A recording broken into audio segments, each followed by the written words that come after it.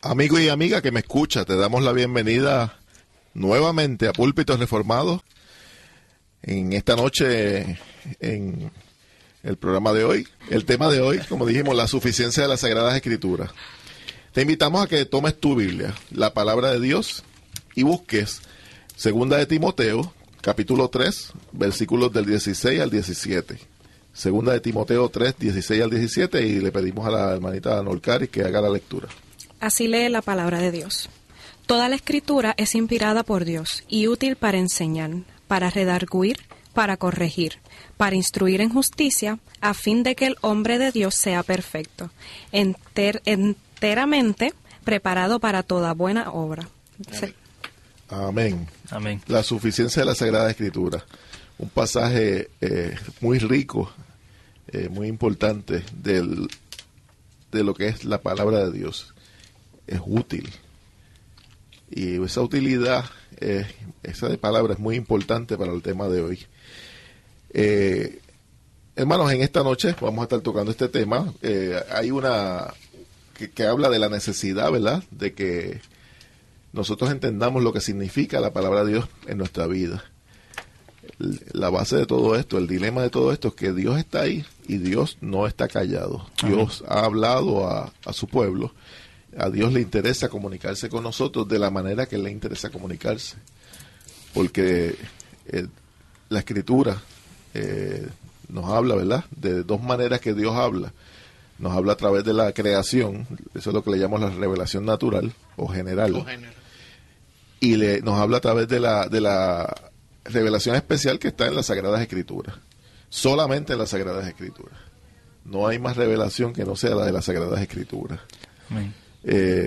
La Escritura es la revelación especial de Dios. Dios no hizo un manual como se hace un manual para un televisor o una nevera, ¿verdad?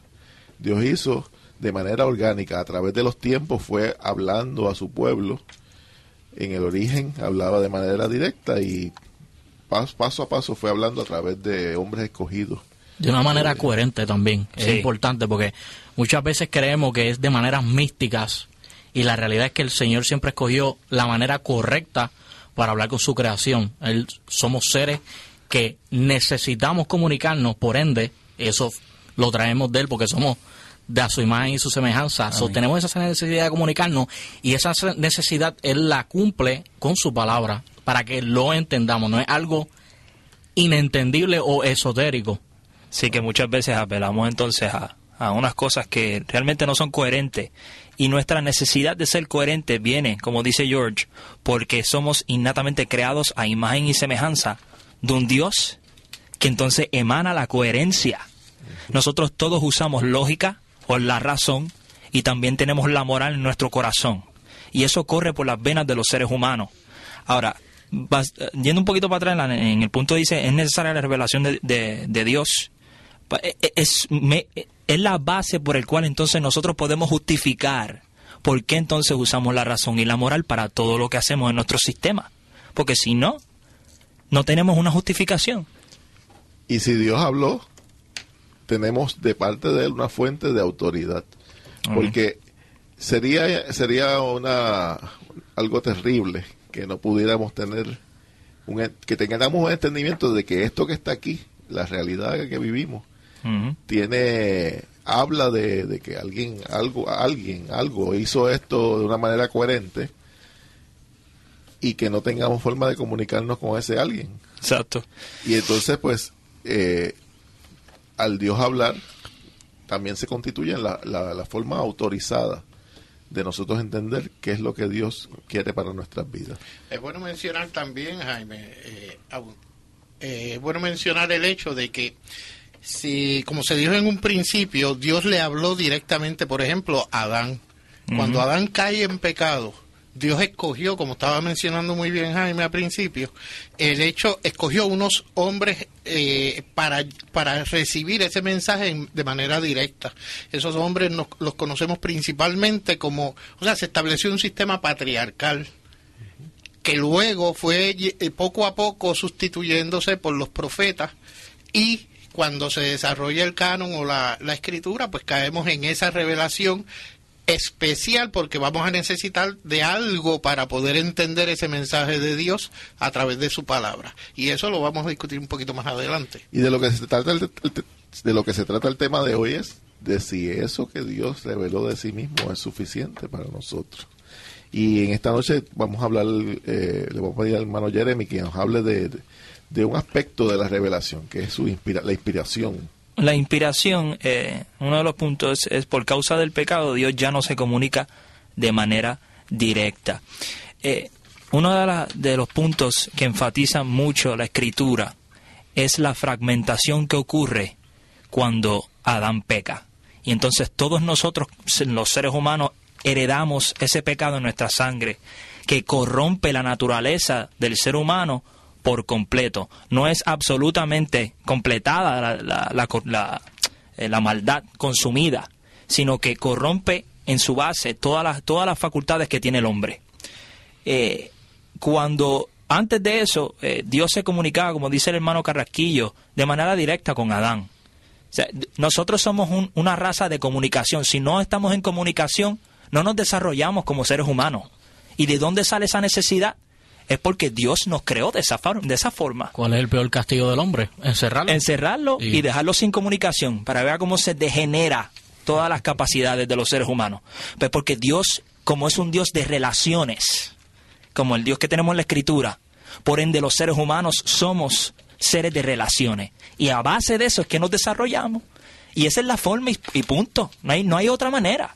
Y asimismo, era la relación entre el hombre y Dios. Pero cuando ocurrió el deseo, la avaricia de autonomía de Adán, de separarse, de estar sometido a la voluntad de Dios y a decir, no, yo quiero mandarme, yo quiero ser el autor de mi destino.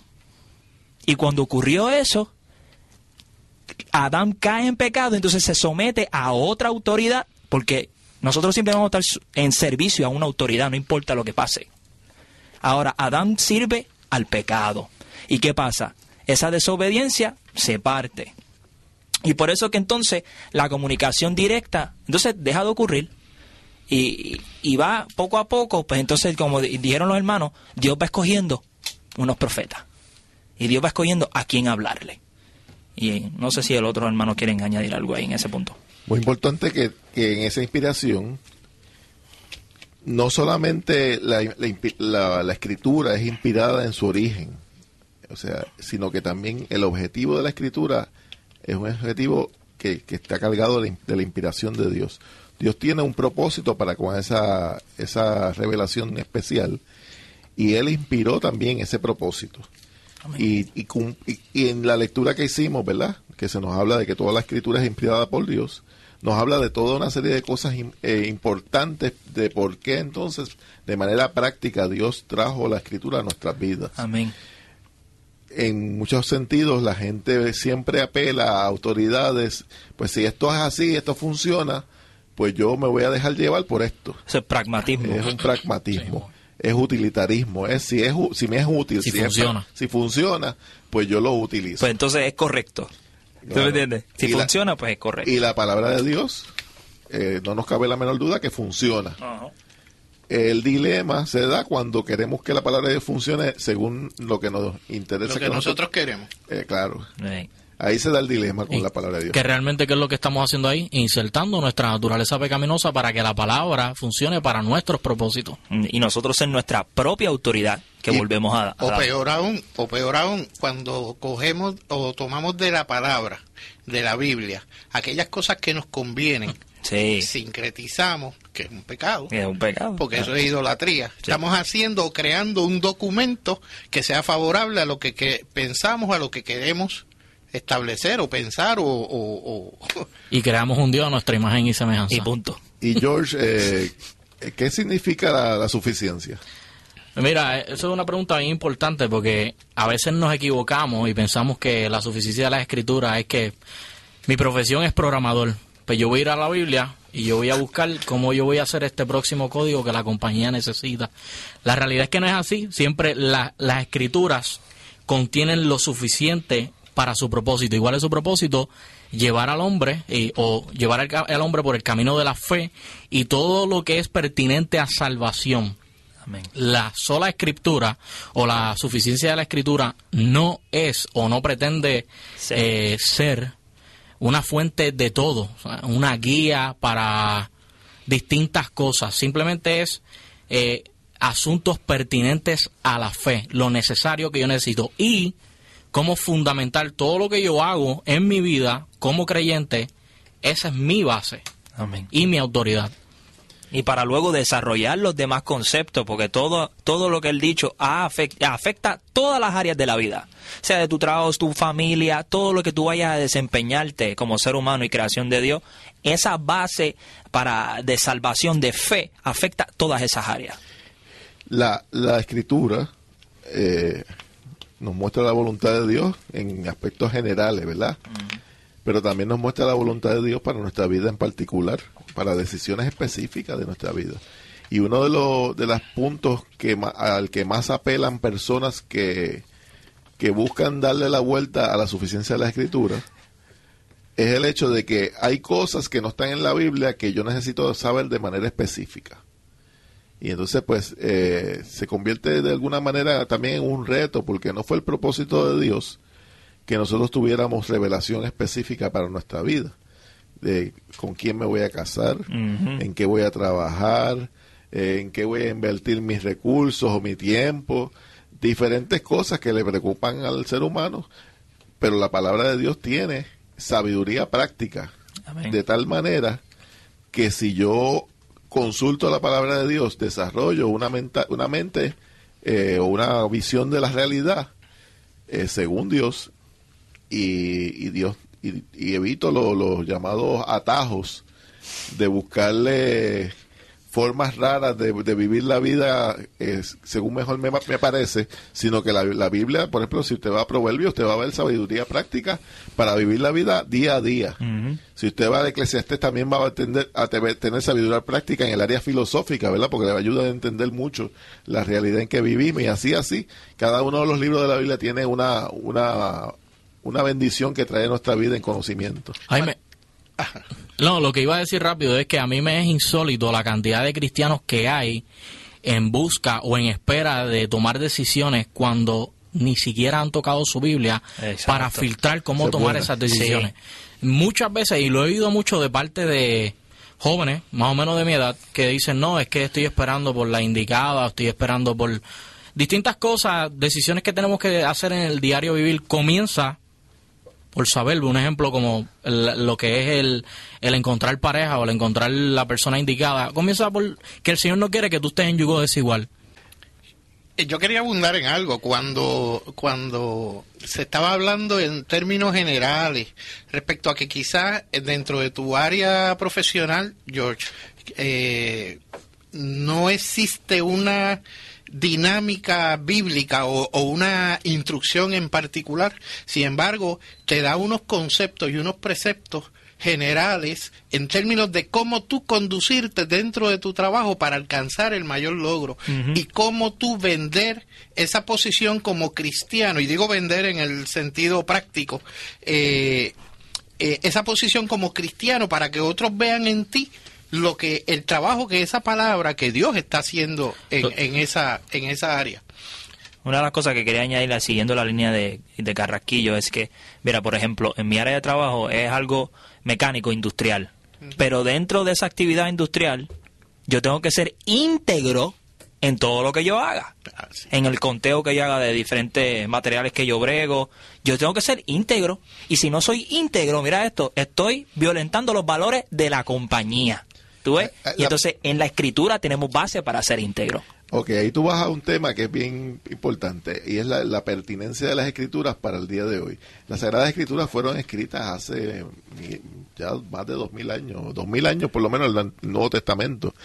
Y en esa devenir del tiempo, muchas personas piensan que al ser un libro viejo, no trae cosas pertinentes para la vida de hoy. Miren, hermanos, los pecados de la humanidad desde Adán hasta el sol de hoy son los mismos, no hay nada nuevo. Nada nuevo.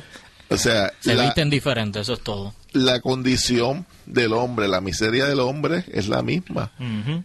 El hombre siempre ha necesitado de la gracia de Dios para su destino eterno, y hoy en día la necesita más que nunca. O sea que es pertinente desde la perspectiva de para qué Dios nos las envió. Amén. Y ¿en qué se afecta entonces la integridad de las cosas cuando tenemos problemas con la suficiencia de la Escritura? Una de las primeras cosas que se afecta es la falta de conocimiento. Mucha gente no recurre a las Sagradas Escrituras. Gente de iglesias, yo he conocido gente de iglesias que habla de las Escrituras y nunca las lee. Pues esos son conceptos prestados, lo que oyen de alguien. Ok, se conforman con escuchar de otras personas lo que dicen que la Biblia dijo. Sí. Y entonces construyen un pensamiento ajeno a lo que la palabra de Dios tiene.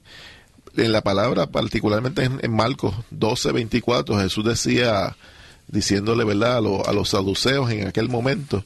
Entonces, respondiendo, Jesús les dijo: ¿no es raíz por esto, porque ignoráis las Escrituras y el poder de Dios? Jesús estableció que nosotros, todo error espiritual sale de ignorar las Sagradas Escrituras. Toda falta de poder de parte de Dios para nosotros viene de desconocimiento también de las Escrituras. Si nosotros no tenemos no somos aplicados en estudiar las Sagradas Escrituras, nunca vamos a obtener lo que ellas tienen para nosotros. Otro pasaje era lo que Jesús mismo también decía: escudriñad las Escrituras, porque a vosotros os parece que en ellas tenéis vida eterna, y ellas son las que dan testimonio de mí. Usted no va a conocer a Jesús si no es a través de las Sagradas Escrituras. El único Jesús que hay, el único Jesús histórico, el que todavía está vivo y intercede por nosotros ante el Padre, lo conocemos solamente a través de las Sagradas Escrituras. Cualquier referencia histórica o de otra naturaleza no es necesariamente pertinente para lo que tiene que ver con la salvación. Y tiene que siempre ser la autoridad de la palabra de Dios. Y es a través de él que vamos a llegar al Padre. Y solo él. Quería hacer un comentario respecto a lo que Jeremy estaba diciendo. Mira, voy a usarme para ilustrarlo como ejemplo, en el sentido, yo soy fumigador, no estoy haciendo promoción en este momento, pero cuando yo trabajo en mis tareas, o sea, cuando estoy fumigando una casa, yo no necesito que el dueño de la residencia venga detrás de mí asegurándose que yo estoy fumigando. ¿Por qué? Porque yo hago una cosa muy clara: yo trabajo para el Señor. Amén. Yo sé que lo que estoy haciendo, lo estoy haciendo bien, estoy con veneno en mi bomba, y estoy haciendo las cosas para la gloria del Señor.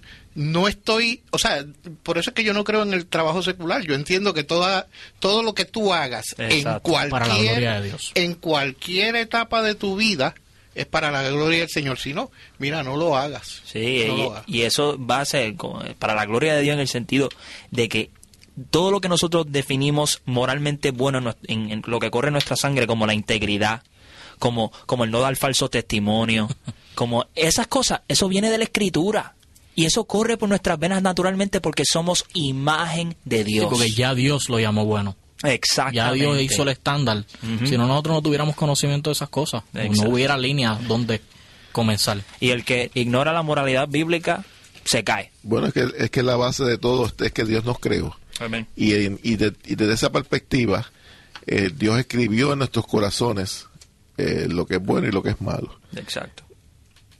Uno tendría que diseñar o crearse para sí mismo un universo paralelo, ¿verdad? Si nos ponemos bien esotéricos, así como ustedes dicen, para poder brincar a lo que significa vivir la vida sin Dios.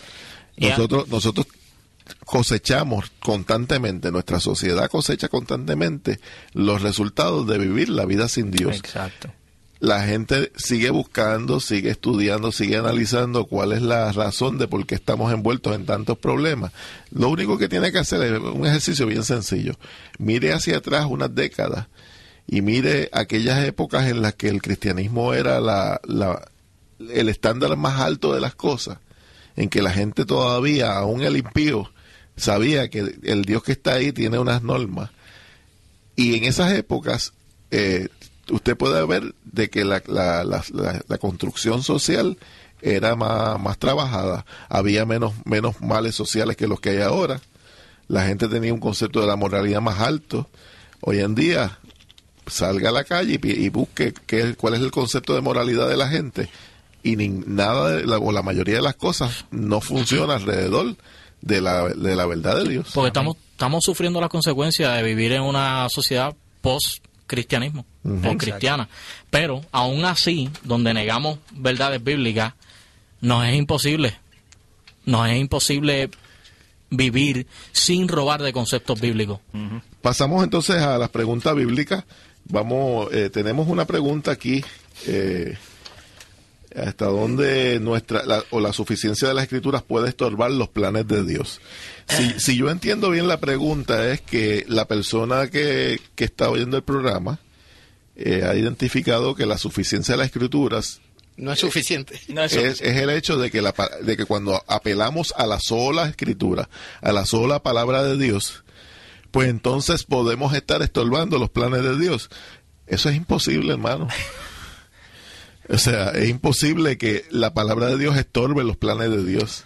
Porque si nosotros nos atenemos solamente a la palabra de Dios como fuente autorizada de la voluntad de Dios y del conocimiento de Dios para nuestra vida, la palabra de Dios surge de la naturaleza misma del Creador. Amén. Jesucristo es la palabra encarnada. O sea, y Jesucristo es la revelación máxima, última y climática de Dios. Amén. No hay más nada después de Jesucristo. Muy bien. Y por eso es que nosotros podemos decir con autoridad que la palabra de Dios es suficiente. Y Dios siempre hará su voluntad. O sea, no hay nada que pueda impedírselo. Claro, es que a veces la gente piensa, por ejemplo, pues si no se deja hacer las cosas de esta u otra manera, pues entonces estamos estorbando los planes de Dios. Mire, hermano, por favor. Y otra cosa que quería añadir es que en esta cultura puertorriqueña, en mayoría de las iglesias, se mueve esto del misticismo, donde apelamos entonces a la experiencia extra bíblica para entonces implícitamente rechazar la Escritura. Hermano, Dios ya ha revelado lo que quería revelar. La Escritura es la base y debe ser el absoluto de su vida, porque si no, va a ser otro absoluto en su vida. No se va a escapar de eso. Y algo común de las experiencias es que usualmente se contradicen, y algo que tiene que ser claro, que la Escritura nunca se va a contradecir. Amén. La Escritura siempre va a ser consistente. Toda revelación anterior dada a los padres, como hablaba Ángel, y a los profetas, concuerda con lo que trae Pablo en el Nuevo Testamento. Nada se contradice. Y fíjate que ellos tuvieron muchas experiencias con Dios, a viva y en todo color, y prefirieron lo que está escrito. Bien, tengo una pregunta aquí sobre el Cantar de los Cantares. Nos dice que le interpretemos lo que dice aquí. En Cantares 5, 10 al 11, dice: mi amado es blanco y yo rubio, señalado entre 10,000, su cabeza es como oro finísimo, sus cabellos crespos, negros como el cuervo. Como el cuervo. Yo no sé si es que yo estoy entendiendo que la persona quiere que se le haga una analogía espiritualizada de que esto se refiere a Jesucristo, pero déjeme decirle, hermano, el Cantar de los Cantares es un libro cuyo propósito es el propósito que tiene. O sea, no hay dos propósitos para el Cantar de los Cantares. En la historia bíblica, en el Antiguo Testamento, se escribe el Cantar de los Cantares como una oda, una poesía completa al amor entre un hombre y una mujer en la pareja. Y a lo sagrado que es la relación. O sea, es honroso en todo el matrimonio. Y el hecho sin mancilla, dice la Escritura. O sea, los planteamientos de Cantares que hablan, si usted se pone a leerlos, a veces se ruborizará, ¿verdad? Por la forma como habla. Si termina entendiendo las implicaciones de lo que dice, no lo espiritualicemos. Tremendo. Usted puede gozarse y pensar, pues chévere, lo bonito que es gozarse en la analogía de que Cristo es nuestro amado. Eso es tremendo, pero el Cantar de los Cantares señala, dentro de la fe cristiana y la fe judaica, la pureza del matrimonio y la santidad del matrimonio y lo bueno y lo bello que fue que Dios creara las cosas dentro de su contexto, el matrimonio. Fuera del matrimonio, lo que hay es fealdad y pecado y locura. Sí. Nosotros vivimos en un Estados Unidos, ¿verdad? Nosotros somos parte de la nación americana, que la mayoría, más de la mitad de las personas ya se están divorciando. Porque se casan por las razones equivocadas muchas veces. Y el matrimonio entonces se pierde el sentido. O sea, yo no sé a veces ni por qué la gente se quiere casar si lo que van al matrimonio no es para lo que Dios lo hizo. Se casan pensando en el divorcio. Claro, es una locura. Pero entonces muchos dentro de la mentalidad del creyente a veces está de algunos creyentes o algunos llamados creyentes la idea de que la misma relación conyugal es fea o es pecaminosa. Mire, hermano, no, eso es parte de la creación de Dios y es parte de lo que Dios creó para que nosotros viviéramos de manera adecuada en esta tierra.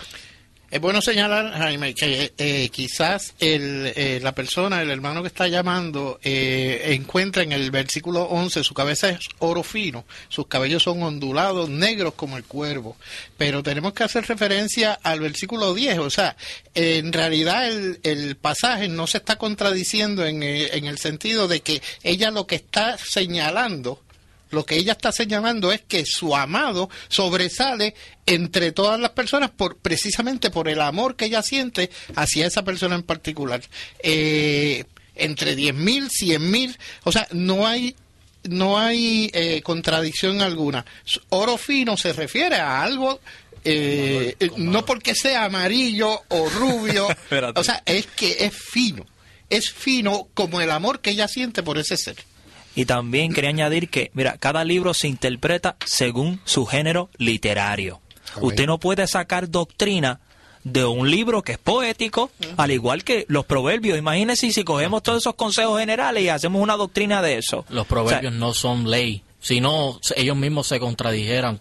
Son consejos generales para situaciones generales que van a funcionar y en muchas ocasiones pues no funcionan. Y eso es parte de... Mire, hay otro planteamiento aquí, no sé si una pregunta, dice, la palabra reverendo no está en la Biblia y no debe ser usada. Pues mire, yo le voy a reconocer que posiblemente no está en la Biblia la palabra.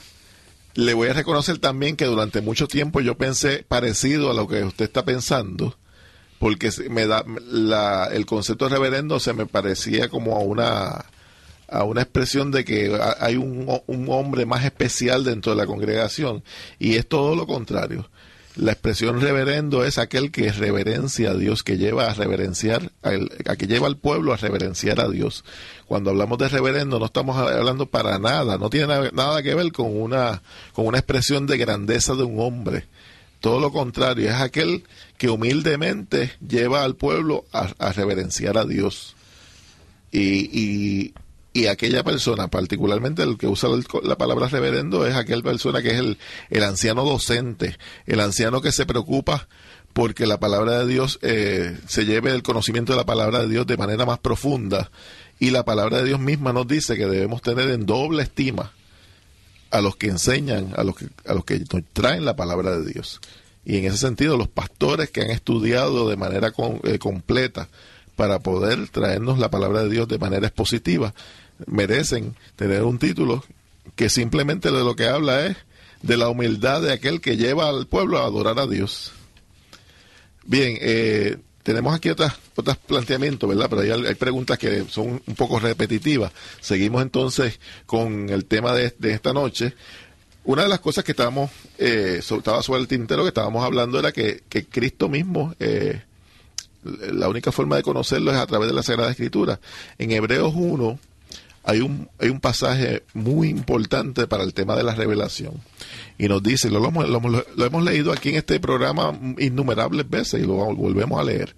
Dios, habiendo hablado muchas veces y de muchas maneras en otro tiempo a los padres por los profetas, en estos postreros tiempos, o estos postreros días, nos ha hablado por el Hijo, a quien constituyó heredero de todo y por quien asimismo hizo el universo, el cual siendo el resplandor de su gloria y la imagen misma de su sustancia, y quien sustenta todas las cosas con la palabra de su poder, habiendo efectuado la purificación de nuestros pecados por medio de sí mismo, se sentó a la diestra de la majestad de las alturas, hecho tanto superior a los ángeles, cuanto heredó más excelente nombre que ellos.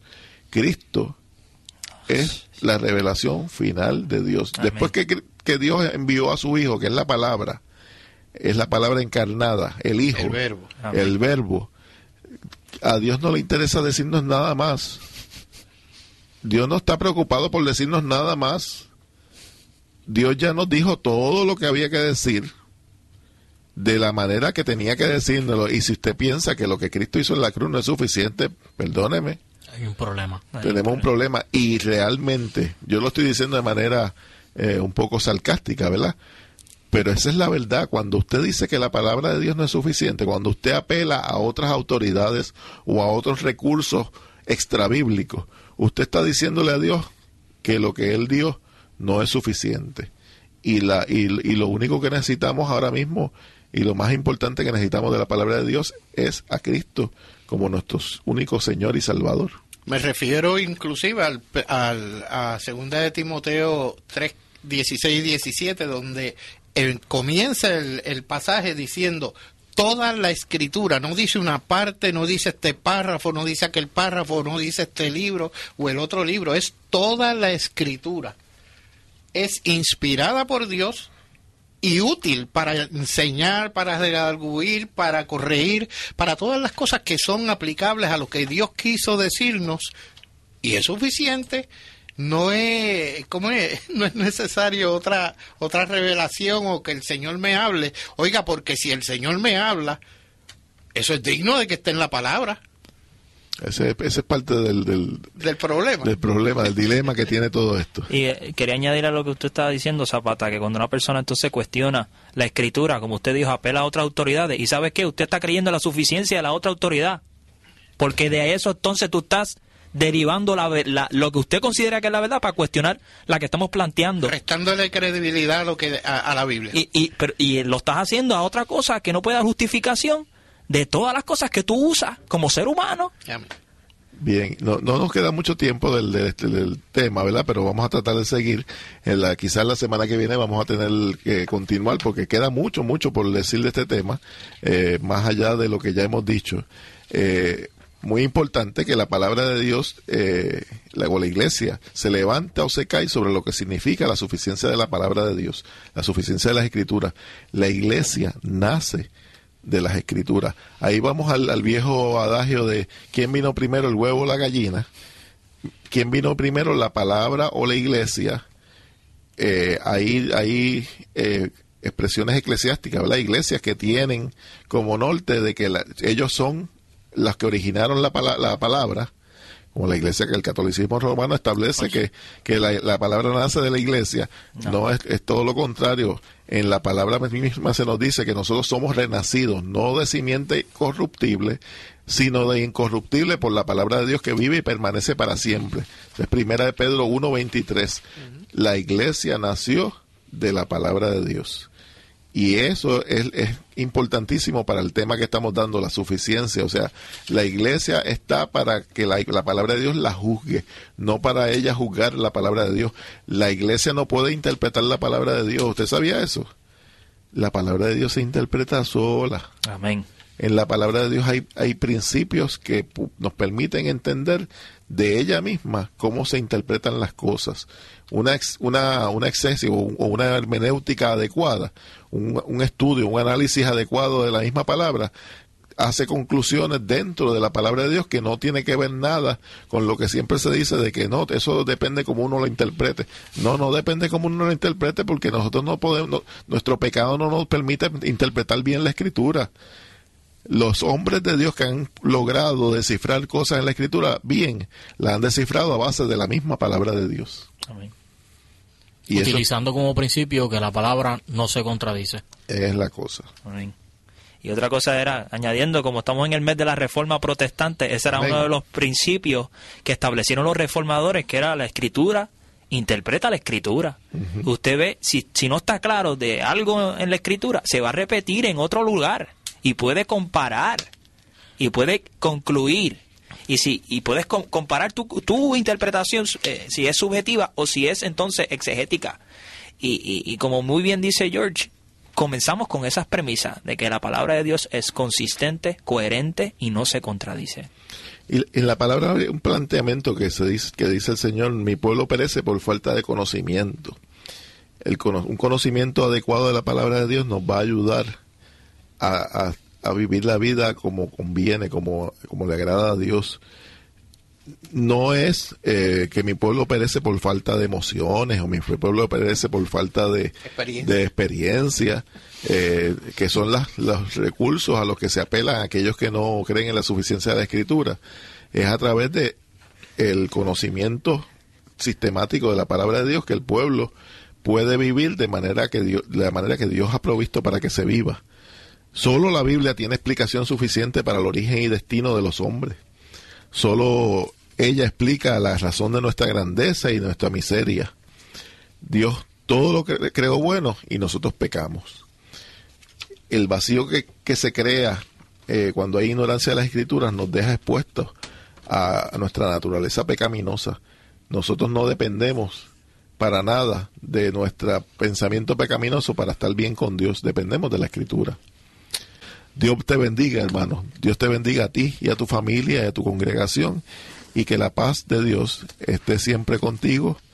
Te habla el hermano Jaime Zapata, y te invitamos para que siempre nos escuches a través de las ondas radiales de WBMJ en San Juan, Puerto Rico. Dios te bendiga en esta noche.